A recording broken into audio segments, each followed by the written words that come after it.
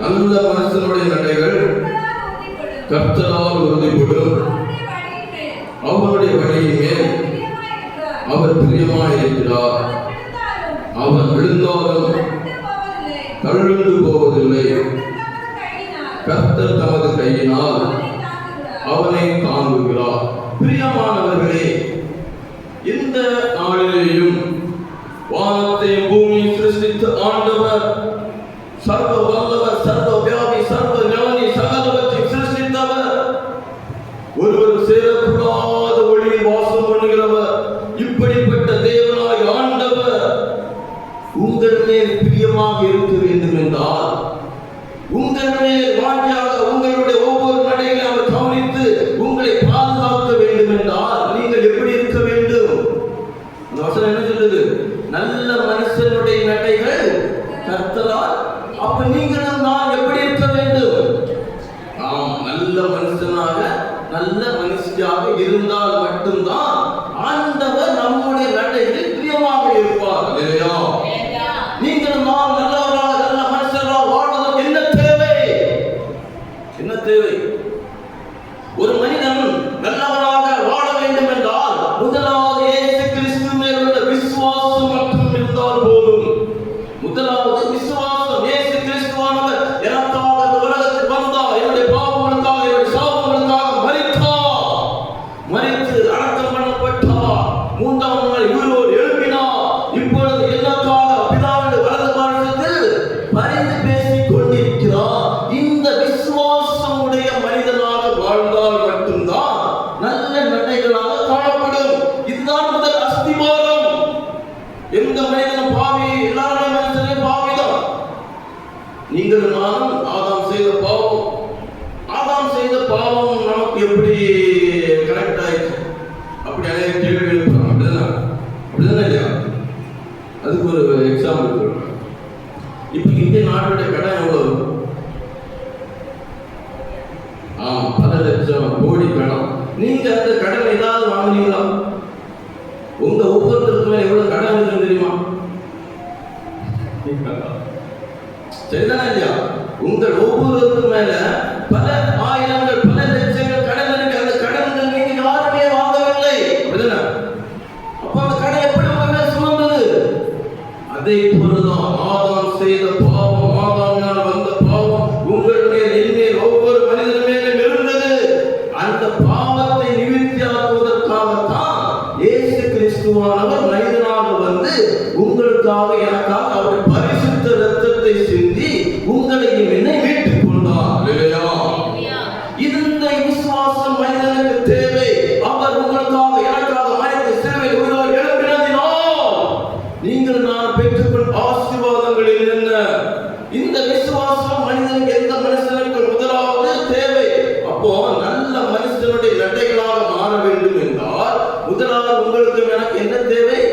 விசுவாசம். விசுவாசம் இல்லாமல் தேவனுக்கு பிரியமாய் இருப்பது கூடாத காரியம். அவர்கள் விசுவாசத்தினாலே ராஜ்யங்களை ஜெயித்தார்கள், நீதியை நடப்பித்தார்கள். விசுவாசத்தினாலே ராஜ்யங்கள் நடந்து, ராஜ்யங்களை ஜெயித்தார், நீதியை நடப்பித்தார்கள். வாக்குத்தத்தம் பண்ணப்பட்ட சுதந்திரித்தார்கள். சிங்கங்களின் வாய்களை கட்டினார்கள்.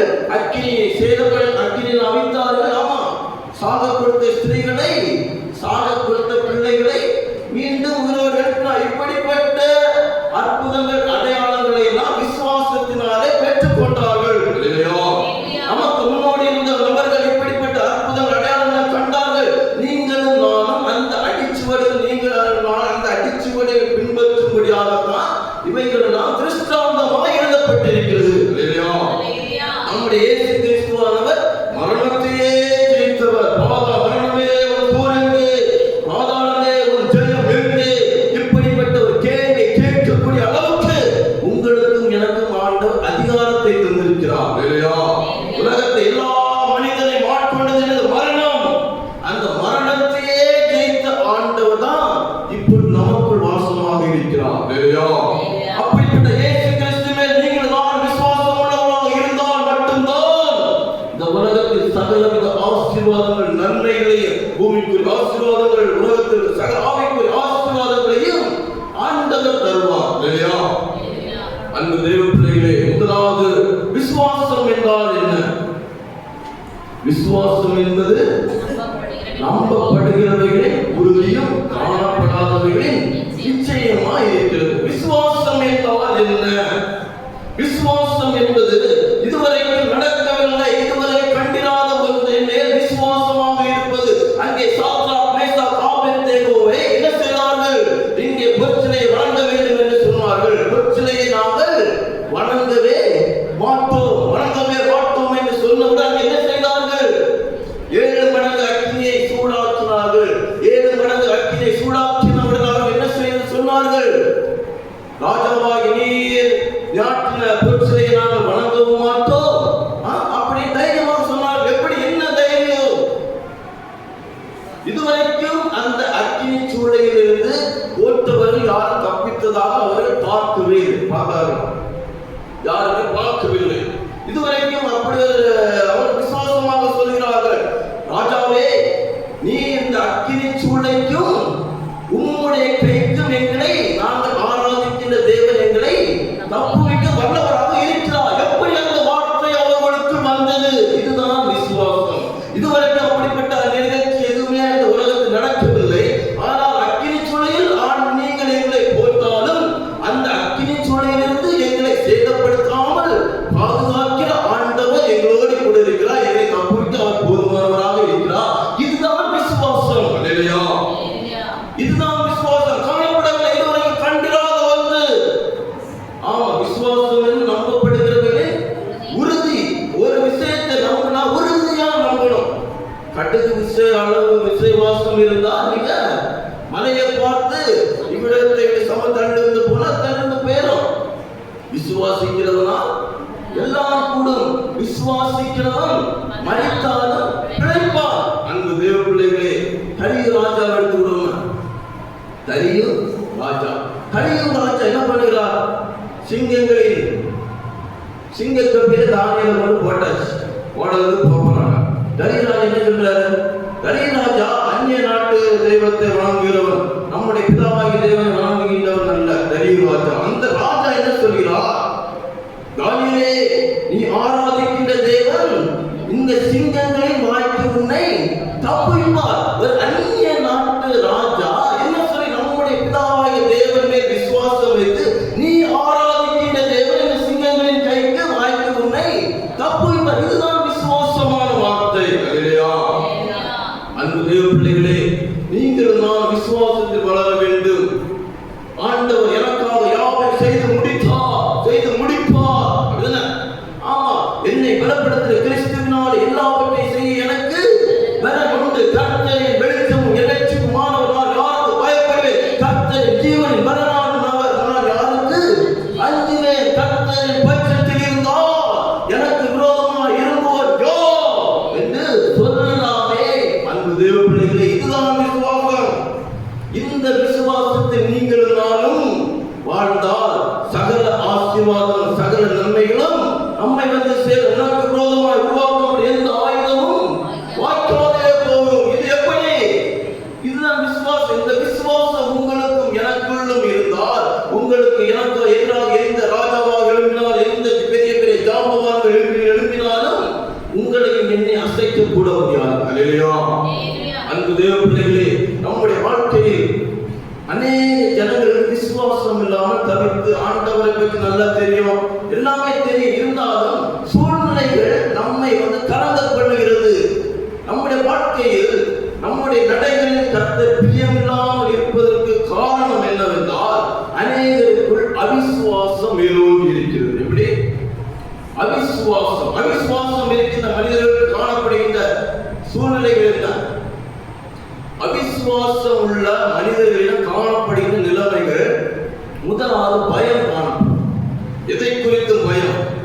வாழ்க்கையை குறித்து பயம், எதிர்காலத்தை குறித்து பயம், பிள்ளைகளை குறித்து பயம், படிப்பை குறித்து பயம், பொருளாதாரத்தை குறித்து பயம், அப்படி பல விஷயங்களை பற்றி பயம் இருந்து கொண்டே இருக்கும். எப்போ பார்த்தாலும் பயத்தோடே இருப்பார்கள். எப்படி? இது வந்து அவிசுவாசத்தின் முதல் அடையாளம். நீதிமான்களோ சிங்கத்தை போல் எப்படி இருப்பார்கள்? ஆமா, தைரியமாக, எதை குறித்து கலங்காமல், திகையாமல், பயப்படாமல் இருக்கின்றவன் தான் யாரு? நீதிமான், விசுவாசம் உள்ளவன். இங்கே பயம் பயம் யாரு பயப்பட்டா? அக்கறைக்கு போவோம் வாருங்கள் என்று இயேசு சீசர்களோட படகுல அமர்ந்து போயிட்டே இருக்காங்க. போயிட்டே இருக்கும்போது இயேசு என்ன பண்றாரு? நல்லா கரையான வச்சு அழகா தூங்கிட்டு இருக்காரு. ஒரு மனுஷன் நல்லா தூங்கிட்டு இருக்காரு. இந்த 11 சீசர்களுக்கும் 12 சீசர்களுக்கும் என்ன வருது? பலத்த காற்று அடிக்குது, இடி முழங்க இடிக்குது, படகு அப்படி இப்படி அசைக்குது, அப்படி இப்படி இவங்க ஆடுறாங்க. அடடா இப்படி இப்படி ஆடுறாங்க. அவங்க என்ன கலந்துறாங்க? பயம். நாங்கள் மடிந்து போகிறது உமக்கு கவலை இல்லையா? ஐயே ஐயே, நாங்கள் மடிந்து போகிறது உமக்கு கவலை இல்லையா? நீங்கள் மடிந்து போவதற்காகவா உங்களை 12 பேரை தெரிந்து கொண்டா? இந்த உலகத்தில் உங்களையும் என்னையும் ஆண்டவர் தெரிந்து கொண்டார் இல்லையா? இந்த உலகத்தில் 850 கோடி மக்கள் இருக்கிறார்கள். இந்த 850 கோடி மக்களில் உங்களுக்கும் எனக்கும் இந்த வேத புத்தகத்தை தந்து அவருடைய இரத்தத்தினால் உங்களையும் என்னை கழுவி சுத்திகரித்து நீதிமான்களாக மாற்றி அவருடைய நித்திய ராஜ்யத்துக்கு அவரோடு கூட ஆளுகை செய்வதற்கு உங்களையும் என்னை தெரிந்து கொண்டார்கள். அது எவ்வளவு பெரிய பாக்கியம் இல்லையா? அந்த பாக்கியத்தை பெற்ற நீங்கள் நான் விசேஷமான வாய்ப்புவார்கள். உங்களை இவனை அவர் ராஜாக்களாக ராஜாத்திகளாக தேர்ந்தெடுக்கிறார் இல்லையா? இந்த தைரியம் வந்தே போதும், இதுவே வந்தே போதும். அந்த சீசர்கள் கலங்கினார்கள், பயப்படுகிறார்கள். ஐயரே, நாங்கள் மடிந்து போகிறது உமக்கு. ஆமா, இதுதான் பயம். இயேசு கிறிஸ்துவான பக்கத்திலே இருக்கிறார். அவர் அயர்ந்த நித்திரையோடு அமைதியாக தூங்கிக் கொண்டிருக்கிறார். அவரை வைத்துக் கொண்டே அவர்கள் பயப்பட்டார்கள். இப்படித்தான் கிறிஸ்துவான் நமக்குள்ளே இருக்கிறார். அந்த தைரிய விசுவாசம் இல்லாமல் அநேகரை தம்முடைய சூழ்நிலை கண்டு பயந்து நடுங்குகிறார்கள். அந்த தேவனே, இந்த எந்த பயமும் உங்களை சேதப்படுத்த முடியாது இல்லையா? இயேசு கிறிஸ்துவான் நமக்குள்ளே இருக்கிற சகலத்தை செய்து முடித்தவர். சகலம் அவருக்குள்ளும் அவருக்கென்றும் படைக்கப்பட்டது, சிருஷ்டிக்கப்பட்டு அவராலே எல்லாம் சிருஷ்டிக்கப்பட்டது. வெள்ளியும் பொன்னும் என்னுடையது, பூமியும் அது நிறையும் உலகம் குடிகளெல்லாம் கர்த்தருடைய, எல்லாம் கர்த்தருடையது. அப்பேற்பட்ட ஆண்டவருடைய பிள்ளைகளாக உங்களையும் என்னை தெரிந்து கொண்டு உங்களையும் என்னை பிள்ளைகளாக, சகோதரர்களாக மற்றும் ராஜாக்களாக ராஜாத்திகளாக வைத்திருக்கிறாரே. அந்த விசுவாசத்தை விட, அந்த நம்பிக்கையை விட இந்த உலகத்தில் உங்களுக்கு வேற எதுவும் பயத்தை கொண்டு வர தேவையே இல்லை இல்லையா? ஆகையினால் இதை குறித்து பயப்படாது, கலங்காதிருங்கள். கலக்கம் வந்து சூழ்நிலைகளை பார்த்து கலக்கம் வருது. இதெல்லாம் என்ன? அவிசுவாசத்தின் அடையாளம். சீசர்கள்ட்ட ஆண்டவர் நான் போகிறேன் சொல்ற, அவங்க நான் பரலோகராக போகிறேன் சொன்ன உடனே அவங்க என்ன பண்றாங்க? கலங்குறாங்க. உங்கள் இருதயம் கலங்காதிருப்பதாக என்னிடத்தில் விசுவாசமாயிருங்கள், தேவனிடத்திலும் விசுவாசமாயிருங்கள். உங்களுக்கு ஒரு சிலத்தை ஆயத்தம் பண்ண போகிறேன், நானே வழியும் சத்தியம் ஜீவனமா இருக்கிறேன் என்று ஆண்டவர் அவர்களிடம் சொன்ன. அவங்க என்ன பண்ணாங்க? அதெல்லாம் விசுவாசிக்காம கலக்கம், கலங்கி கலங்கி கலங்கி கலங்கி கலங்கி. இப்படிதான் நம்முடைய வாழ்க்கையில் பிசாசானவன் நம்முடைய எதிர்காலத்தை எங்க போறவனே. உங்களுக்கும் எனக்கும் ஆண்டவர் தந்திருக்கின்ற அழைப்பு என்ன? நித்திய ஜீவனை சுதந்திரித்துக் கொள்ள வேண்டும். உங்களுக்கும் எனக்கும் ஆண்டவர் ஜீவனை தந்திருக்கிறார். இந்த ஜீவனை வைத்துக் கொண்டு நீங்கள் நான் நித்திய ஜீவனை சுதந்திரித்துக் கொள்ள வேண்டும் இல்லையா? காலேஜுக்கு போனா, யூனிவர்சிட்டிக்கு போனா பல செமஸ்டர், பல எக்ஸாம் உண்டு. ஆனா உங்களுக்கும் எனக்கும் ஆண்டவரால் அழைக்கப்பட்ட, ஆண்டவரால் தெரிந்து கொள்ளப்பட்ட பிள்ளைகளுக்கு ஒரே ஒரு எக்ஸாம். என்ன எக்ஸாம்? நித்திய ஜீவனை சுதந்திரித்துக் கொள்வது எப்படி? அந்த நித்திய ஜீவனை சுதந்திரித்துக் கொள்வது எப்படி என்ற பரீட்சையில் நீங்கள் நான் பாஸ் ஆக வேண்டும். இதுதான் உங்களுக்கும் எனக்கும் ஆண்டவர் வைத்திருக்கின்ற அழைப்பு. இந்த அழைப்பில் நீங்கள் நான் நல்ல போராட்டத்தை போராடினே, விசுவாசத்தை காத்துக்கொண்டே, இது முதல் எனக்கு நீதியின் கிரீடம் வைக்கப்பட்டது. அந்த நீதியின் கிரீடம், ஜீவ கிரீடம், மகிமையின் கிரீடம், மகிழ்ச்சியின் கிரீடம், அழிவில்லாத கிரீடம், ராஜ கிரீடத்தை நீங்கள் நான் சுதந்திரித்துக் கொள்வதற்காகத்தான் இந்த ஜீவனை பயன்படுத்த வேண்டும். ஆவி ஆத்ம சரீரத்தை பயன்படுத்த வேண்டும். இந்த சரீரத்தில் ஜீவ கிறிஸ்துவான், ஏசு கிறிஸ்துவான் இருக்கிறார். ஜீவ நதியுள்ள பரிசுத்த ஆவியானவர் இருக்கிறார். இந்த பரிசுத்த ஆவியானவரின் துணையோடு கொண்டால் சகலவற்றையும் ஜெயிக்கின்றவர்களாக வாழலாம். அல்லேலூயா. இயேசு கிறிஸ்துவான நமக்குள் இருந்தால் நீங்கள் தான் ராஜாக்கள், நீங்கள் தான் ராஜாக்கள். அல்லேலூயா. பலரால் மதிக்கப்படுவோம். இயேசு கிறிஸ்துவானவர் அங்கே விட்டுக்கொண்டு உங்களுடைய இஷ்டத்தில், உங்களுடைய பிரார்த்தனை, உங்களுடைய விருப்பத்தின்படி நடந்தால் அநேகரால் மிதிக்கப்படுகின்ற சூழ்நிலைக்கு தள்ளப்பட்டு விடுவோம். அன்பு தேவ பிள்ளைகளை எச்சரிக்கையாக இருக்க வேண்டும். உங்களுடைய வாழ்க்கையில் இயேசுவின் வழியை கர்த்தருக்கு ஒப்புவித்து அவரை நம்பிக்கையாயிரு. அவரே காரியத்தை வாய்க்கப்படுவார். நம்முடைய காரியத்தை வாய்க்கப்படுகிறவர் ஆண்டவர். துன்மார்க்கருடைய ஆலோசனை நடவாமலும், பாவியுடைய வழி இல்லாமலும், பிரயாசக்காரர் உட்காராமலும், கர்த்தருடைய வேதத்தில் பிரியமாக இருந்து இரவும் பகலுடைய வேதத்தில் தியானமாயிருக்கிற மனுஷன் வாய்க்குவார். அவர் நீர்க்கால் ஓரமாய் நடப்பட்டு தன் காலத்துக்கு தன் கண்ணீரை தந்து இலையுதிராதிருக்கிற மரத்தை போலிருப்பார். அவர் செய்வதெல்லாம் வாய்க்கும். நீங்கள் நான் செய்வதெல்லாம் வாய்க்க வேண்டும் என்றால் கர்த்தருடைய வேதத்தில் மிகவும் பிரியமாக இருக்க வேண்டும். கர்த்தருடைய வேதத்தில் மிகவும் பிரியமாக இருக்கிற மனுஷனை வீட்டு என்ன இருக்குமா? ஐஸ்வர்யம், ஆஸ்தியும், பொருளும், செல்வம் எல்லாமே இருக்கும். 106 சங்கீதத்தில் இருக்கு. அன்பு தேவ பிள்ளைகளே, உங்களுக்கும் எனக்கு முதலாவது என்ன தேவை? விசுவாசம். அவிசுவாசத்தினால் தைரியம் இருக்கார். அவிசுவாசம். பேதுரு கடலில் மேல் நடந்தான். அந்த நம்முடைய வாழ்க்கையில தண்ணீர காலத்துக்கு வரக்கூடிய அளவுக்கு ஸ்டார்டிங்ல விசுவாசம் இருக்கு. ஆண்டவரை இரட்சகராக ஏற்றுக்கொண்டு அவர் மேல் விசுவாசம் வைத்து முதல் அனுபவம் எப்படி? தண்ணிக்கு மேல நடக்கலாம். எப்படி? பேதுரு தண்ணீர் மேல் நடந்தான். அது விசுவாசம். ஆனால் நடக்க நடக்க நடக்க நடக்க என்ன வந்தது? எல்லா உலகத்தில் சூழ்நிலைகள், உலகத்தில் சுற்றுவட்டார மக்கள், நம்மை சார்ந்திருக்கின்றவர்கள், நம்முடைய குடும்பத்தார், நம்முடைய ஃபேமிலி மெம்பர்ஸ், இவர்களை பார்க்க பார்க்க பார்க்க இவருடைய வார்த்தைகளினால் நம்முடைய வாழ்க்கை என்ன வந்து விடுகிறது? அவிசுவாசம். அந்த அவிசுவாசத்தினால் அந்த தைரியம் போய் என்னாகிறது? கடலில் அமிழ்ந்து போகக்கூடிய அளவுக்கு வாழ்க்கை வந்து. அன்பு தேவ பிள்ளைகளே, உலகத்தில் எந்த மனிதனை பார்க்கக்கூடாது. பெற்ற தாயாக இருந்தாலும் சரி, இல்லை மனைவியாக இருந்தாலும் சரி, இல்லை கணவனாக இருந்தாலும் சரி, யாராக இருந்தாலும் சரி, ஆவிக்குரிய தகப்பனாக, பெரிய பெரிய போதகர்களாக இருந்தாலும் சரி, மனிதன் ஒருவன் தேவனை தவிர ஒருவனும் நல்லவன் இல்லையே. தேவனை தவிர ஒருவனும் நல்லவன் இல்லை இந்த உலகத்தில்.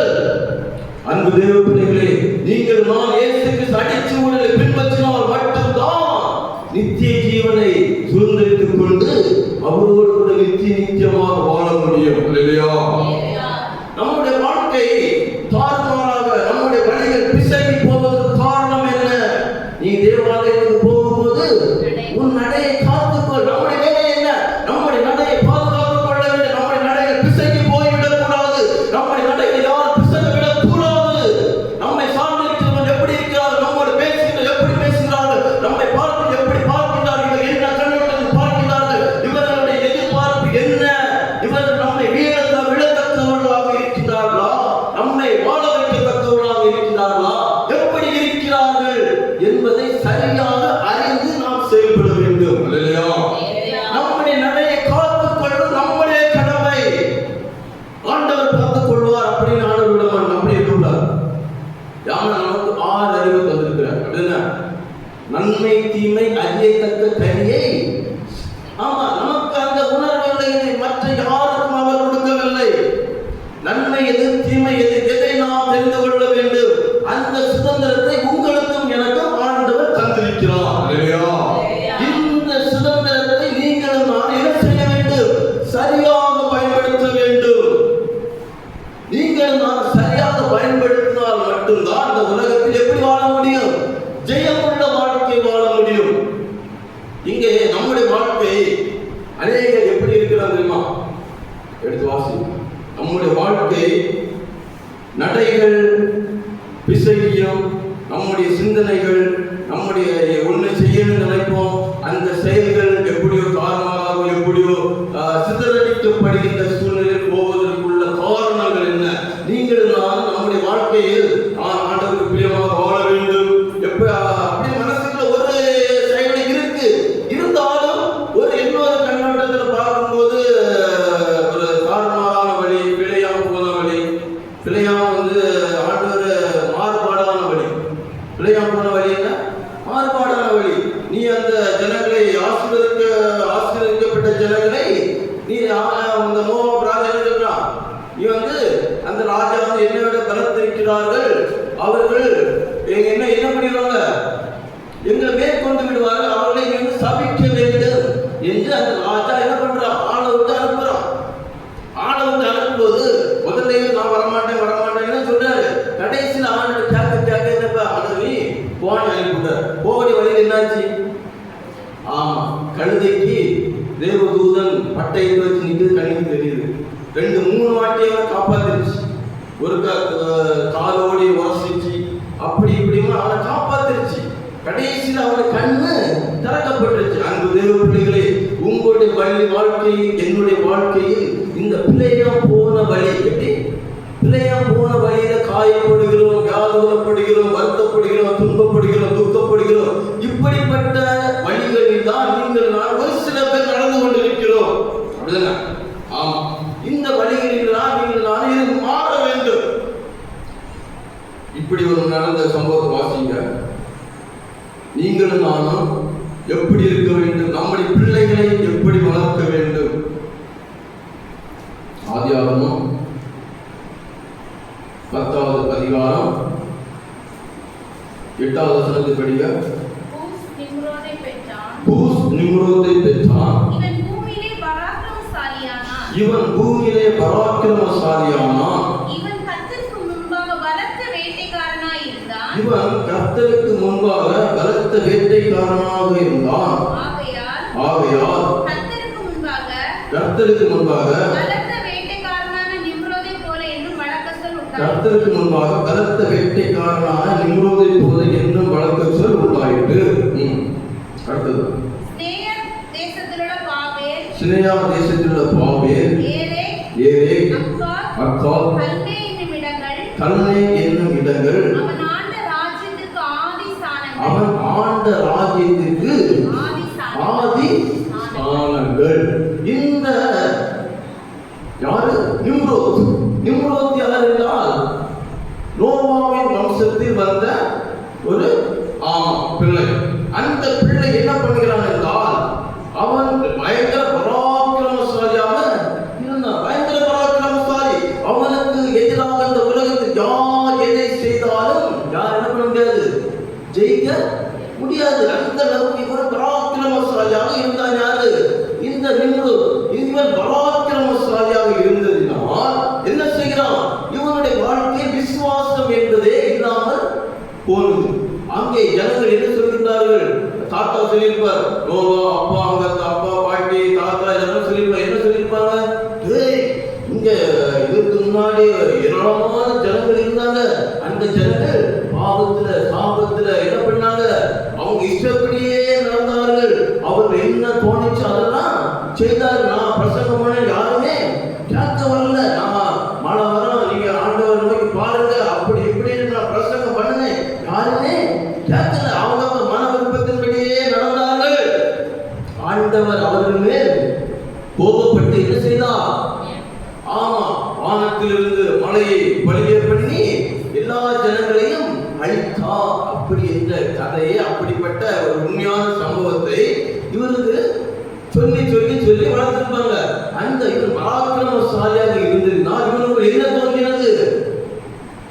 என்னடா நம்மளை விடவும் பெரிய ஆள் இருக்காரா?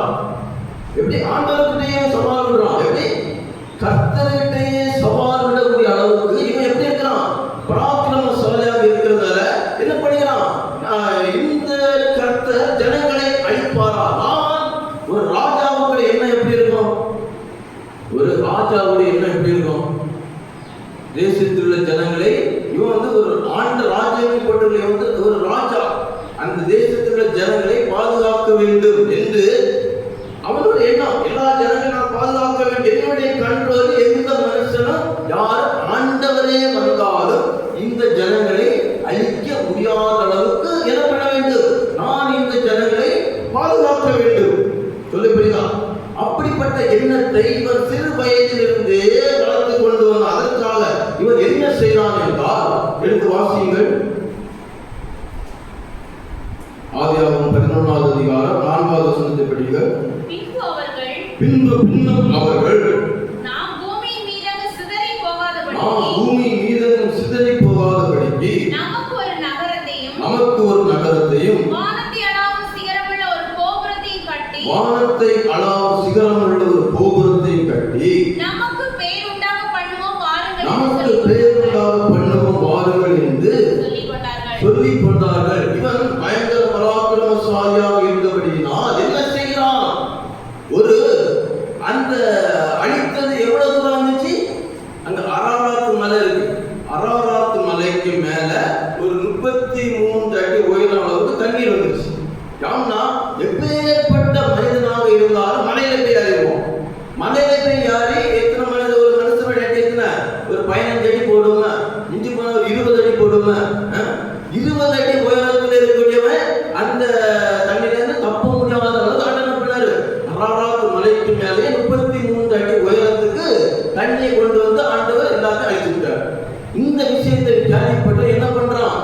ஆண்டவர் இவ்வளவு தான் தண்ணியை வர வைப்பாரு. அப்ப இதுக்கு மேல நம்ம என்ன பண்ணணும்? ஒரு கோபுரத்தை கட்டணும். அந்த அரராத் மலைக்கு மேலேயே ஒரு கோபுரத்தை கட்டி இந்த ஜனங்களை நான் பாதுகாப்பேன் என்று ஜனங்களின் மைண்டில் அவன் பேசி எல்லாரும் சேர்ந்து என்ன பண்றாங்க? பெரிய கோபுரத்தை கட்டினார்கள். இப்போ உலகத்திலே பெரிய டவர் உள்ள இடம் இருக்கு, உயர்ந்த கோபுரம். உயர்ந்த கோபுரம் உள்ள இடம் இருக்கு துபாய். அது என்னன்னா பூர்ஜி கலிஃபா. ஆமா, அது எத்தனை அடி உயரம் தெரியுமா? 830 மீட்டர் உயரம். 830 மீட்டர் உயரம், 200 மாடி.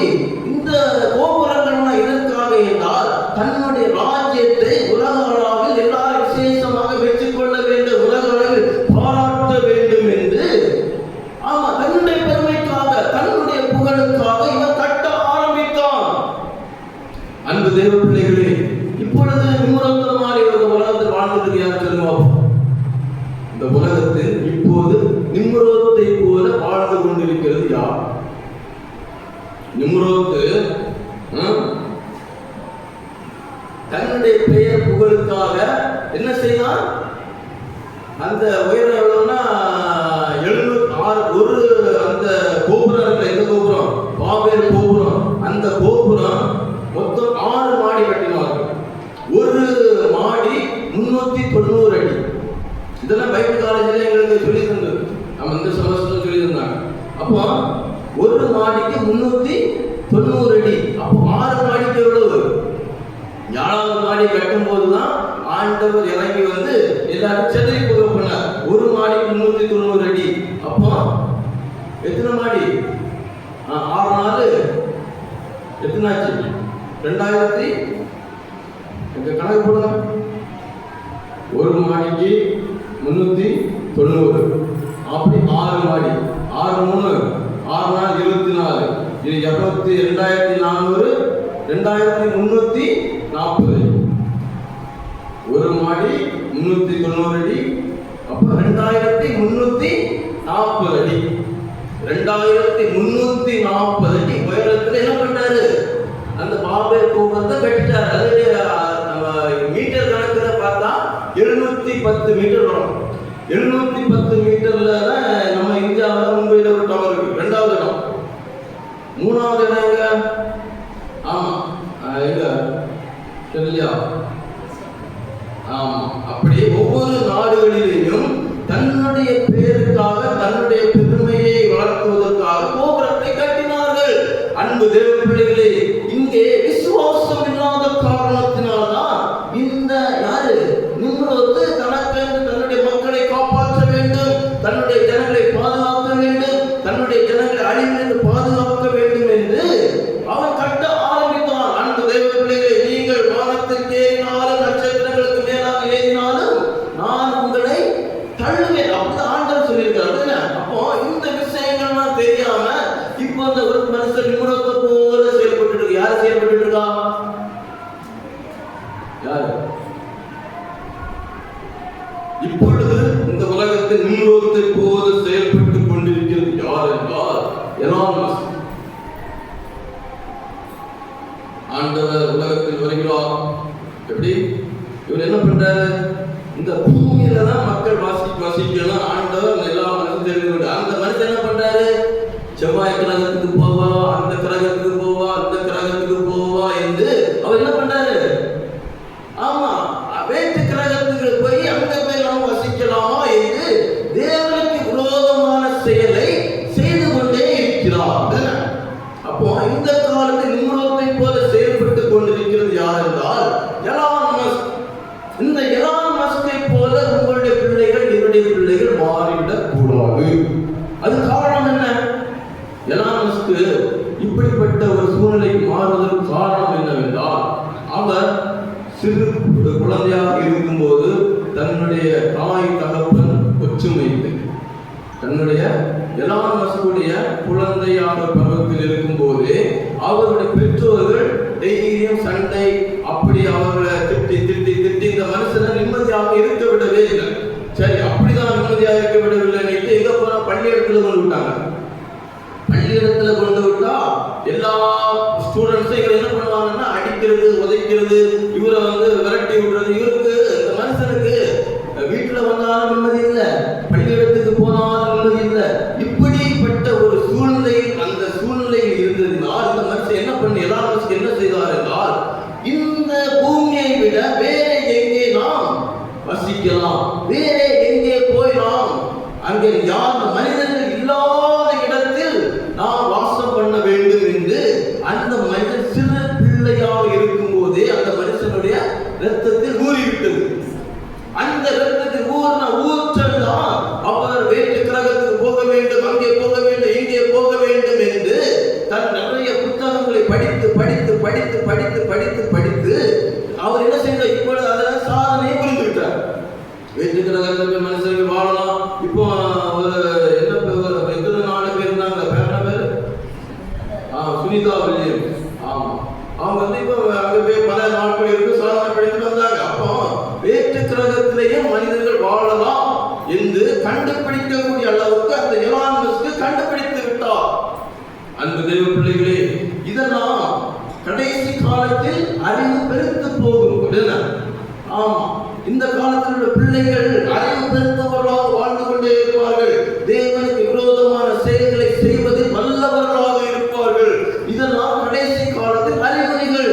அன்பு தேவ பிள்ளைகளை, உங்களுக்கும் எனக்கும் ஆண்டவர் தந்த மனைவிகள், பிள்ளைகள், இவர்களுக்கு தேவைகளை சந்திக்கின்றவர்களாக இவருடைய எதிர்கால வாழ்க்கையை என்ன செய்ய வேண்டும்?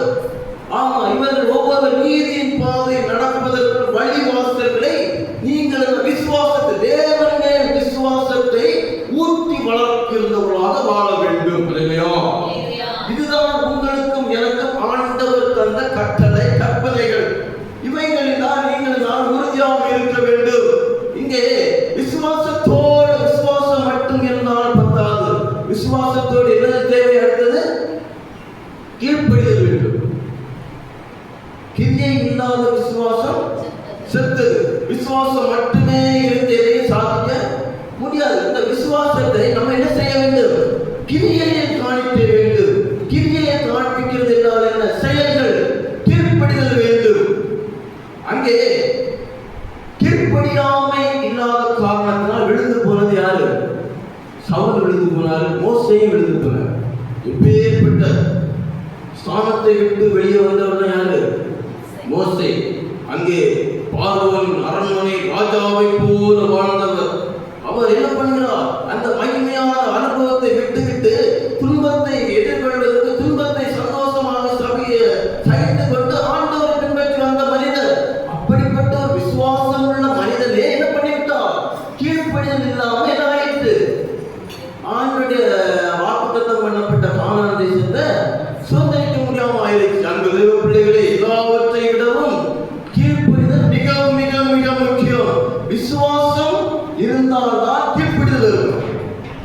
தேவன் இடத்தில் அன்பு கூறுகிறவர்களுக்கு சகலமும் நன்மைக்கு எதுவாகவே நடக்கிறது.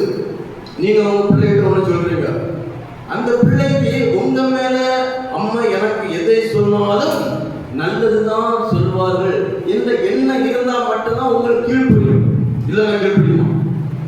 கீழ்ப்படியாது. உங்க கீழ்ப்படிவாங்க. எப்படி கீழ்ப்படிவாங்க? அவங்களுக்கு ஒரு பலன், அவங்களுக்கு ஒரு ஸ்ட்ரென்த், அவங்களால அடுத்த கட்டம் செய்ய முடியும் என்று அவங்களுக்கு தன்னம்பிக்கை வருவது வரைக்கும் உங்களுக்கு போலியாக கீழ்ப்படிந்து கொண்டிருப்பார்கள். அப்படிதானே? அப்படிதானே இல்லையா? அவங்களுக்கு தன்னம்பிக்கை வருவது வரைக்கும் அவங்களுக்கு போலித்தனமாக கீழ்ப்படிந்தவர்கள் நடிப்பார்கள். அப்போ உங்கள் மேல் அன்பு வைத்து கீழ்ப்படுகிறது வேறு, உங்கள் மேல் நம்பிக்கை வைத்து கீழ்ப்படுகிறது வேறு. அன்பு தேவ பிள்ளைகளே, நீங்களும் நானும் விசுவாசம் வைக்கிறவர்களாக மட்டுமில்லாமல் தேவனின் அன்பு கொண்டு அவர் உங்களுக்காக எனக்காக செய்த சொல்லிய கற்பனைகள் கட்டளைகளை கை கொண்டால் மட்டும்தான் அதனுடைய ஆசீர்வாதங்களை சுதந்திரித்துக் கொள்ள முடியும். இல்லையா? இங்கே சவுல் என்ன பண்ணாரு? கழுதை காணவில்லை என்று, அப்படின்னா கழுதை காணவில்லை என்று கழுதைக்கு பின்னாடி போன சவுலை ஆண்டவர் என்ன பண்ணாரு? ராஜாவாக அபிஷேகம் பண்ணினார். கழுதைக்கு பின்னாடி போனவன், கழுதை காணவில்லை என்று கழுதைக்கு பின்னாடி போன சவுலை ஆண்டவர் ராஜாவாக அபிஷேகம் பண்ணி ராஜ சிங்காசனத்தில் அமர்த்தி வைத்திருக்கும் போது அங்கே ராஜாவாக இருந்த சவுல் யாருக்கு பயப்பட்டான்? பயம் வந்துருச்சு. விசுவாசம் போயிருச்சு, பயம் உள்ள வந்துருச்சு, அவிசுவாசம் வந்துருச்சு. அந்த ஜனங்களுக்கு பயப்பட்டான். அப்படின்னா எடுத்து வாசிக்க 1 சாமுவேல்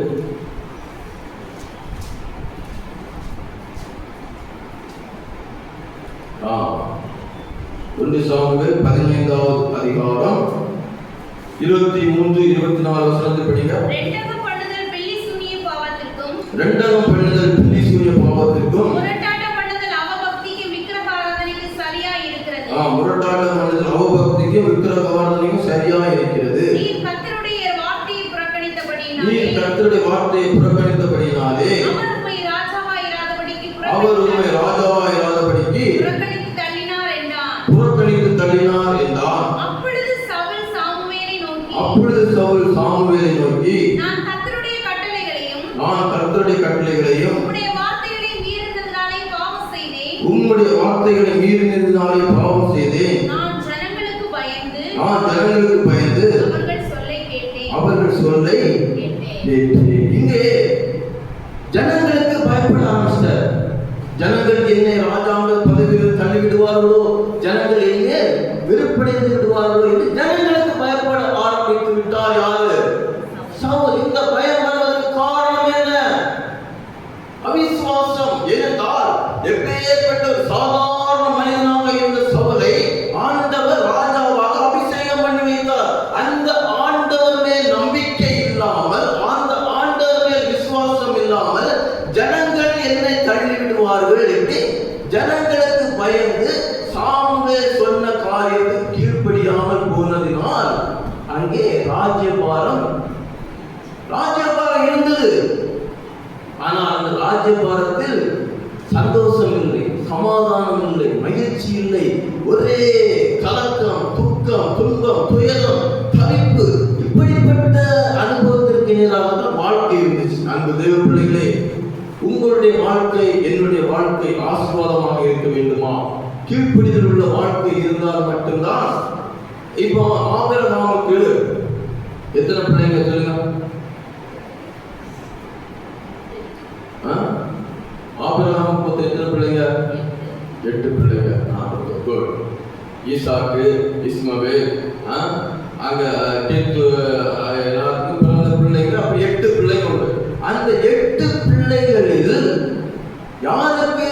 ஆபிரகாமுக்கு பூமி தாங்கக்கூடாத செல்வம் சீமானாக இருந்தார். அந்த ஆசீர்வாதம், அந்த செல்வங்கள் யாருக்கு வந்தது? ஈசாக்கு தான் வந்துச்சு. மற்ற 7 பிள்ளைகளுக்கும், மற்ற பிள்ளைகளுக்கு என்ன பண்ணது? பரிசு பொருட்கள், பணம், பொருள், செல்வம், இப்படி பரிசு பொருட்களை கொடுத்து அவர் அனுப்பிவிட்டார்கள். நீங்களும் நானும் எல்லாருமே யாருதான்? ஆண்டவருடைய பிள்ளைகள் தான். நீங்கள் பரிசு பொருட்களை பெற்ற பிள்ளைகளாக வாழ்கிறீர்களா? இல்ல ஆண்டவருக்கு சொந்தமான எல்லாவற்றையும் சுதந்திரித்துக் கொள்கிறவர்களா வாழ்க்கை? எது தேவை? எது முக்கியம்? சுதந்திரவாதிகளாக நீங்கள் கிறிஸ்துவோடு கூட பாடுபட்டால் அவரோடு கூட ஆளுகையும் செய்வீர்கள்.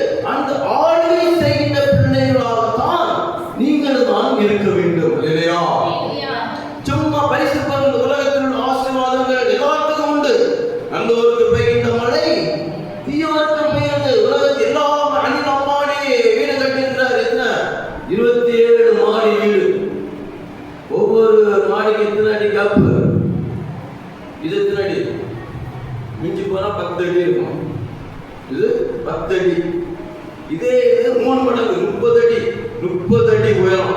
ஒவ்வொரு மாடிக்கும் 30 அடி உயரம். அப்படி 27 மாடி. மேல வந்து 3 ஹெலிகாப்டர் வந்து இறங்கும். 3 ஹெலிகாப்டர் வந்து இறங்கும். வீட்டு கரண்ட்டுக்குள்ளே பல லட்சம் ஒரு மாசத்துக்கு. அப்படி 600 வேலைக்காரர்கள். ஆனா குடும்பத்தை பார்த்தா மொத்தம் எத்தனை பேர்? 4 பேர் தான். ஆமா, 4 பேருக்கு 600 காரு. இதெல்லாம் எதற்காக? உலக மனிதன் கூட நம்மளை விட ஆசீர்வாதமாக வாழ்கின்றான். அப்போ இந்த உலக ஆசீர்வாதங்கள் எல்லாம் ஒரு பொருட்டே இல்லை. அன்பு தேவ பிள்ளைகளே, உங்களுக்கும் எனக்கும் பரலோக ராஜ்யமான ஆசீர்வாதத்தை, நித்திய ஜீவனை சுதந்திரித்துக் கொள்வதற்காகத்தான் நீங்கள் நான் ஓடிக்கொண்டே இருக்க வேண்டும். அல்லேலூயா. இதுதான் நித்திய ஜீவனை சுதந்திரித்துக் கொள்வதற்கான வழி. என்ன? விசுவாசமும் கீழ்ப்படிதலும். நீங்கள் நான் விசுவாசம் உள்ளவர்களாக மட்டும் வாழ்ந்தால் போதாது, கீழ்ப்படிதல் உள்ளவர்களாக வாழ வேண்டும். கீழ்ப்படிதல் உள்ளவர்களாக வாழ்ந்தால் மட்டும்தான் என்ன செய்ய முடியும்? ஆசீர்வாதங்களை சுதந்திரித்துக் கொள்ள முடியும். இங்கே யாரை? யோசுவாவை எடுத்துக்கொண்டால், யோசுவா 31 ராஜாக்களை வென்று கானான் தேசத்தை சுதந்திரித்துக் கொண்டான். எப்படி? மோசே சொன்ன வார்த்தைகள், எல்லா வார்த்தைகளுக்கும் என்ன பண்ணாரு? கீழ்ப்படிங்க. அந்த வசனத்தை வாசிங்க. யோசுவா மோசே சொன்ன எல்லா வார்த்தைக்கும் யோசுவா 11வது அதிகாரம் 15வது வசனத்தை படிங்க.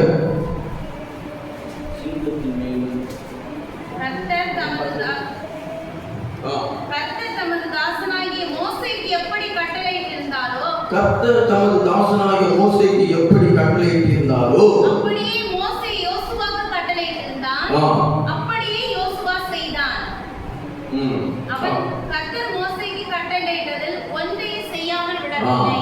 கர்த்தர் மோசேக்கு கட்டளையிட்டதில் ஒன்றையும் செய்யாமல் விடவில்லை. அப்போ அன்பு தேவ பிள்ளைகளே, விசுவாசம் மிக மிக முக்கியம். அதை விட மிக மிக முக்கியமானது கீழ்ப்படிதல். இந்த கீழ்ப்படிதல் இருந்ததினால் அங்கே 23வது வசனத்தை படிங்கள். அப்படியே யோசுவா கர்த்தர் மோசேயினிடத்தில் சொன்னபடியெல்லாம் தேசம் அனைத்தையும் பிடித்து அதை இஸ்ரவேலர்களுக்கு அவர்கள் கோத்திரங்களுடைய பங்குகளின்படியே சுதந்திரமாய் கொடுத்தான். யுத்தம் ஓய்ந்ததினால் தேசம் அமைதலாய் இருந்தது. அன்பு தேவ பிள்ளைகளே, இங்கே யோசுவா மோசே தேவனால் சொல்லிய சகல வார்த்தைகளுக்கும் கீழ்ப்படிந்ததினால் அங்கே கானான் தேசத்தை யோசுவா சுதந்திரித்துக் கொண்டார். அங்கே தேசத்தில் அமைதி இருந்தது, சந்தோஷம் இருந்தது, மகிழ்ச்சி இருந்தது. இந்த சந்தோஷம், சமாதானம், மகிழ்ச்சி இந்த பூமியில் உங்களுக்கும் எனக்கும் இருக்க வேண்டும். அல்லேலூயா. கற்பனை கைக்கொள்கிறவன் ஒரு தீங்கையும் அறியான். ஆமா, நீங்கள் நான் கற்பனை கைக்கொண்டு வாழ்ந்தால் இந்த உலகத்தில் சந்தோஷமாக இருக்கும், சமாதானமாக இருக்கும். நீங்கள் போகின்ற இடமெல்லாம் சமாதான கால்களை சுமந்து கொண்டு போவீர்கள். அல்லேலூயா.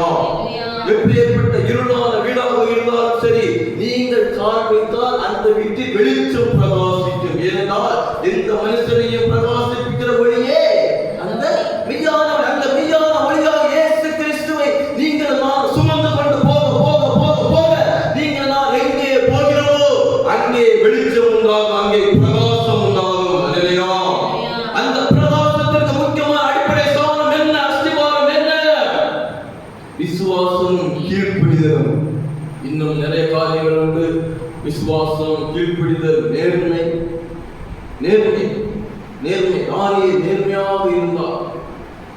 தானியேல் ராஜாவின் போஜனத்தினால் மதுபானத்தினாலும், ராஜ போஜனம் என்றால் என்ன? மதுபானம்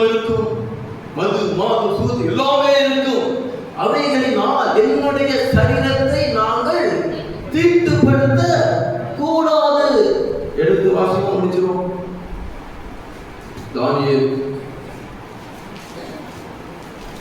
1வது அதிகாரம்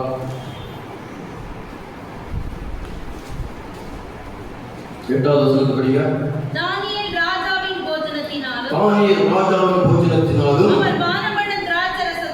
அவர் பானம் பண்ணும் திராட்சரசத்தினாலும் தன்னை தீட்டுப்படுத்தலாகாதென்று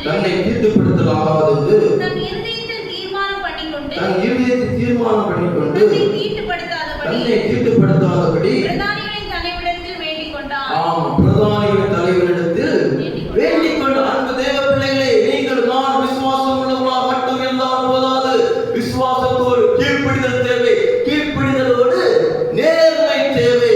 நீங்கள் நான் நேர்மையானவர்கள். ஆண்டவர் நமக்கு தந்த கற்பனைகள் கட்டளைகள் இப்படி செய்வதற்கு நம்முடைய ஆவி ஆத்ம சரீரத்தை தீட்டுப்படுத்தாமல் பரிசுத்தமாக பாதுகாத்துக் கொள்வதற்காக நீங்கள் நான் முயற்சி செய்தால் ஆண்டவர் உங்களை நம்பி உங்களுக்கு எனக்கு சகல விதமான அதிகாரங்களை தருவார். சகல விதமான ஜனங்களை ஜாதி ஆளுகை செய்த அதிகாரங்களை தருவார். இங்கே தானியேல் நேர்மையாக இருந்ததினால் அங்கே பாபிலோன் தேசத்திலே மிக பிரமாண்டமான அதிகாரியாக ஆண்டவர் மாற்றினார். அல்லேலூயா. நீங்கள் நான் விசுவாசம் உடையவர்களாக கீழ்ப்படிதல் உள்ளவர்களாக நேர்மையானவர்களாக வாழ்ந்தால் ஆண்டவர் உங்களையும் என்னையும் ராஜாக்களாக சகலவற்றை ஆளுகை செய்யும் அதிகாரம் உடையவர்களாக ஆண்டவர் மாற்றி ஆசீர்வதிப்பார். அல்லேலூயா. அந்த தேவ பிள்ளைகளை உங்களுக்கும் எனக்கு என்ன தேவை? விசுவாசம் தேவை. தேவனுடைய விசுவாசம் தேவை. தேவன் நமக்கு சொன்ன கற்பனைகளை கீழ்ப்படிதல் தேவை. நேர்மை தேவை. இன்னும் நிறைய காரியங்கள் இருக்கிறது. ஆண்டவர் தாமே இந்த வசனத்தின்படி நாம் ஒவ்வொருவரும் ஆசீர்வதிப்பார். நம்மை மேன்மைப்படுத்துவார்.